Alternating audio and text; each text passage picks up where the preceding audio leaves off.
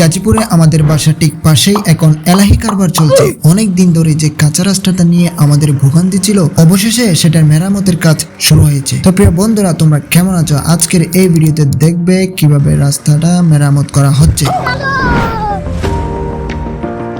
এলাকার উন্নয়নের এই দৃশ্য দেখতে কিন্তু বেশ ভালোই লাগে। তোমাদের এলাকায় কি এমন কোন রাস্তার কাজ চলছে? কমেন্টে জানাও, আর এমন আরো আপডেট পেতে সাথে থাকো।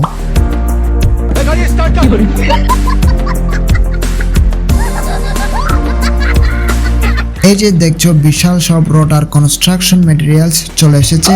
রাস্তার ড্রেন আর সোলিং করার কাজ পুরোদমে চলছে। সাবস্ক্রাইব বাটনটা চেপে দাও।